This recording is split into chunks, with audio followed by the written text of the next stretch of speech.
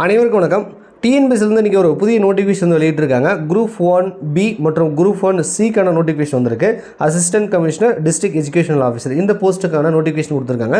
எவ்வளோ வேகன்சி கொடுத்துருக்காங்க, இந்த போஸ்ட்டுக்கான ஏஜ் லிமிட் என்ன, எஜுகேஷன் குவாலிஃபிகேஷன், அப்ளை பண்ணுறது என்ன கிடைச்சது, அப்ளிகேஷன் ஃபீஸ் என்ன, ரிட்டன் எக்ஸாமினேஷன் எப்படி வந்து நடத்த போகிறாங்க, இது போன்ற முழுமையான விவரங்கள் வந்து இந்த வீடியோவில் நம்ம பார்க்கலாம். அதை பார்க்கறதுக்கு முன்னாடி நம்ம சேனல் நீங்கள் ஃபஸ்ட் டைம் பார்த்துட்டு இது வரைக்கும் சப்ஸ்கிரைப் பண்ணால் வீடியோ பார்க்குறீங்கன்னா மறக்காமல் சப்ஸ்கிரைப் பண்ணி ஃபாலோ பண்ணிக்கோங்க. ஓகே, ஃபஸ்ட்டு வந்து இன்ஸ்ட்ரக்ஷன் கொடுத்துருக்காங்க. அது வழக்கமாக கொடுக்குறது ஒன்று தான். இம்பார்ட்டன்ட் டேட் என்ன கொடுத்துருக்காங்கன்னு சொல்லி பாருங்கள். நோட்டிஃபிகேஷன் இன்றைக்கி தான் வந்திருக்கு. இன்னிலேருந்து வந்து ஆன்லைன் அப்ளிகேஷன் வந்து நீங்கள் அப்ளை பண்ணிக்கலாம்.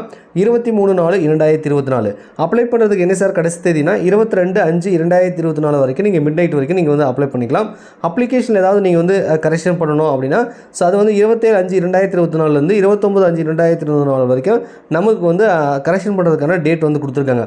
இந்த தேர்வுக்கான ப்ரிலிமினரி எக்ஸாமினேஷன் பார்த்திங்க அப்படின்னா 12/7/2024 உங்களுக்கு வந்து நடக்கும் அப்படின்றத சொல்கிறாங்க. 2:30 மணிலேருந்து 5:30 மணிக்கு இந்த டைமில் வந்து எக்ஸாம் வந்து நடத்த போகிறதா வந்து குறிப்பிட்டிருக்காங்க.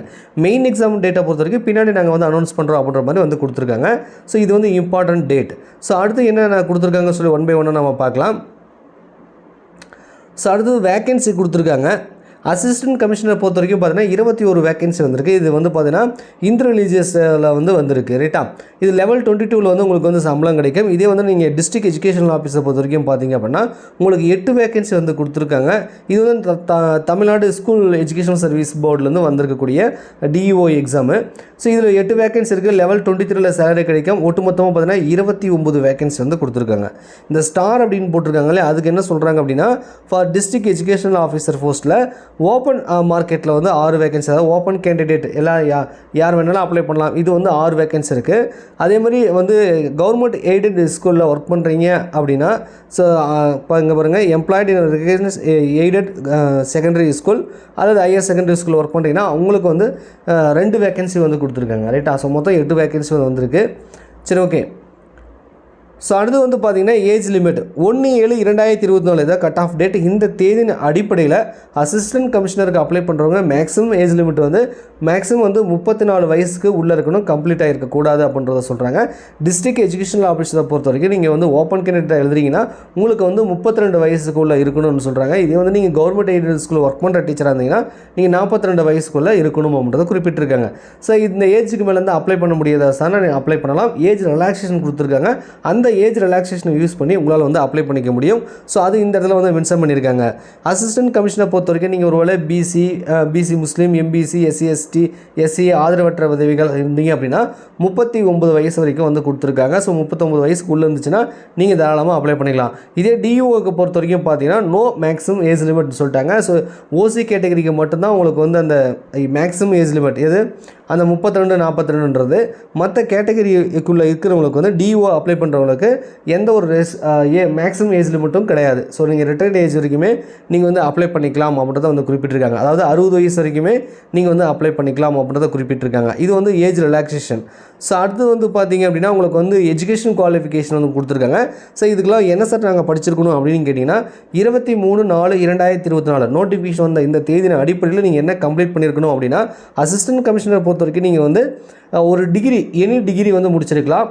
அல்லது அது கூட அந்த டிகிரி முடிச்சதுக்கப்புறம் degree of bachelor of law, அது 3 இயர்ஸ் வந்து நீங்கள் வந்து லா படிச்சிருக்கணும் அப்படின்னு சொல்கிறாங்க. அப்படி நீங்கள் டிகிரி முடிச்சுட்டு லா பண்ணல அப்படின்னா நீங்கள் டைரெக்டாக வந்து 5 இயர்ஸ் இன்டெகிரேட்டட் கோர்ஸ் இருக்கு இல்லையா, அதில் வந்து நீங்கள் வந்து லா முடிச்சிருக்கலாம் அப்படின்றாங்க. ஸோ எப்படி இருந்தாலும் லா முடிச்சவங்க இதுக்கு வந்து அப்ளை பண்ணலான்னு தெரியுது. இது கூட அண்டு போட்டிருக்காங்க must be actually practise the advocate. நீங்கள் வந்து அட்வொகேட் அல்லது வந்து as a pleader in the court of civil அல்லது கிரிமினல் கோர்ட்டில் நீங்கள் ஒர்க் பண்ணியிருக்கணுன்றாங்க. குறைந்தபட்சம் not less than 3 years. So 3 வருஷத்துக்கு கம்மியாக இருக்கக்கூடாது, 3 வருஷத்துக்கு மேலே வந்து நீங்கள் ஒர்க் பண்ணியிருக்கணும் அப்படின்ற மாதிரி வந்து ப்ராக்டிஸ் பண்ணியிருக்கணும் அப்படின்றத குறிப்பிட்டிருக்காங்க. அப்படி ஒருவேளை நீங்கள் ப்ராக்டிஸ் பண்ணல அப்படின்னா ஸோ இது இந்த கண்டிஷன் சாட்டிஸ்ஃபை ஆகுதா பாருங்கள். அதாவது must have put in their service not less than 6 years இந்த post of executive officer grade 1, grade 2, grade 3, grade 4 அல்லது வந்து இன்ஸ்பெக்டர் லெவலு அல்லது ஹெட் கிளர்க்கு அல்லது மேனேஜர் அல்லது சூப்பரிடென்ட் இந்த Tamil Nadu Hindu religious charitable endowment department இந்த டிபார்ட்மெண்ட்டில் இவங்க சொல்லக்கூடிய இந்த போஸ்ட்டில் நீங்கள் இந்த கேட்டகரியில் வந்து இந்த கிரேடில் வந்து ஒர்க் பண்ணியிருந்தால் கூட போதுமானதுன்னு சொல்கிறாங்க. ஒன்று அட்வொகேட்டாக ப்ராக்டிஸ் பண்ணியிருக்கணும் அல்லது இது வந்து நீங்கள் இந்த மாதிரி வந்து போஸ்ட்டில் இருந்தீங்கன்னா தாராளமாக அசிஸ்டன்ட் கமிஷனருக்கு வந்து அப்ளை பண்ணலாம். ஸோ அடுத்து வந்து பார்த்தீங்கன்னா டிஸ்ட்ரிக்ட் எஜுகேஷனல் ஆஃபீஸர் டிஓக்கு வந்து பார்த்தீங்கன்னா ஓப்பன் இதுக்கு வந்து அப்ளை பண்ணுறவங்க வந்து மாஸ்டர் டிகிரி ரைட்டா.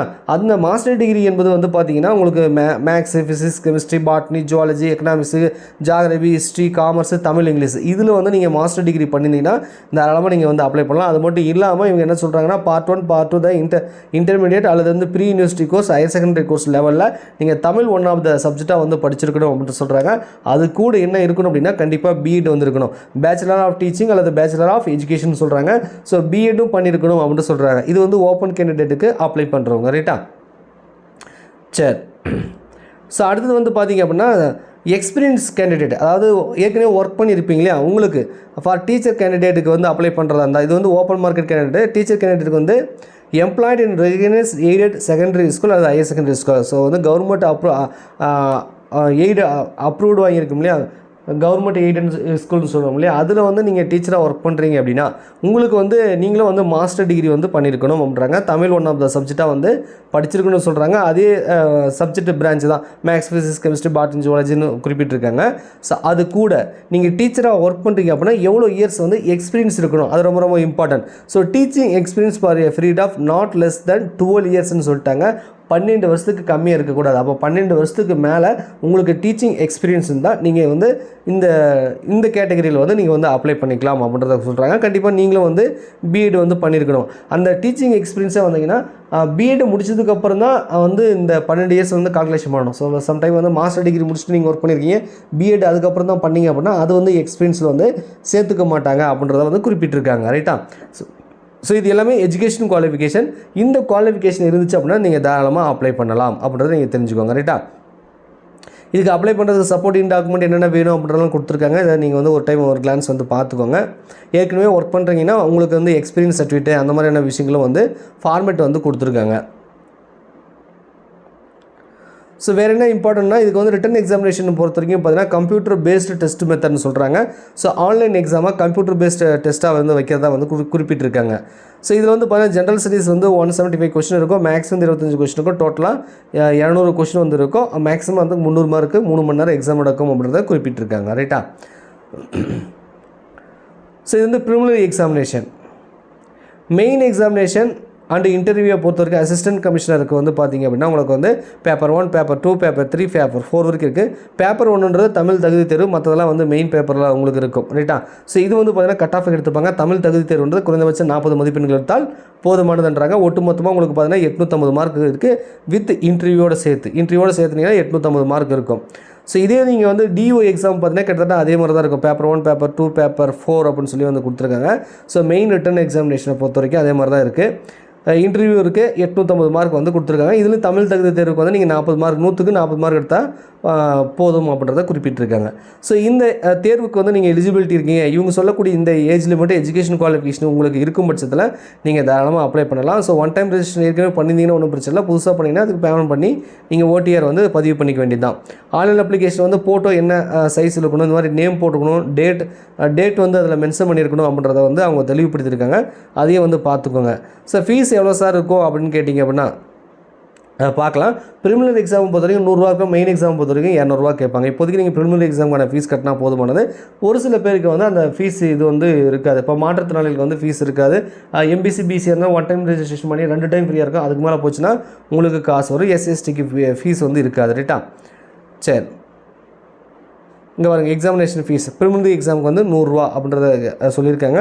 மெயின் ரிட்டன் எக்ஸாமினேஷன் வந்து 200 ரூபா. இப்போதைக்கு அப்ளை பண்ணுறதுக்கு ப்ரிலிமினரி எக்ஸாம் தான். ஸோ அது கிளியர் பண்ணதுக்கப்புறம் நீங்கள் மெயின் எக்ஸாம் வந்து நீங்கள் பார்த்துக்கலாம்.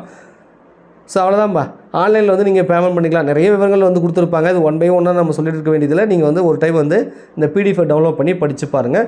ஸோ உங்கள் நண்பர்கள் யாராவது வந்து இந்த போஸ்ட்டுக்கு எலிஜிபிலிட்டி ஆவாங்க. அது வந்து இன்னொரு விஷயம் சொல்ல மறந்துட்டேன்.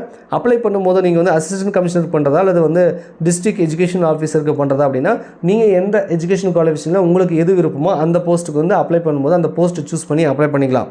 இல்லை சார் நான் வந்து அசிஸ்டன்ட் கமிஷனருக்கும் நான் அப்ளை பண்ணுறேன், நான் அதுக்குமே எலிஜிபிலிட்டியாக இருக்கேன், நான் டிஓவுக்குமே வந்து வந்து நான் எலிஜிபிலிட்டியாக இருக்கேன், நான் அதுக்கும் வந்து அப்ளை பண்ணுறேன் அப்படின்னா ஸோ நீங்கள் வந்து போத் அதாவது 2 போஸ்ட்டுக்குமே நான் வந்து சேர்த்து அப்ளை பண்ணுறேன் அப்படின்னு சொல்லி நீங்கள் சூஸ் பண்ணி அப்ளை பண்ணுற மாதிரி இருக்குமான்றதை குறிப்பிட்டிருக்காங்க.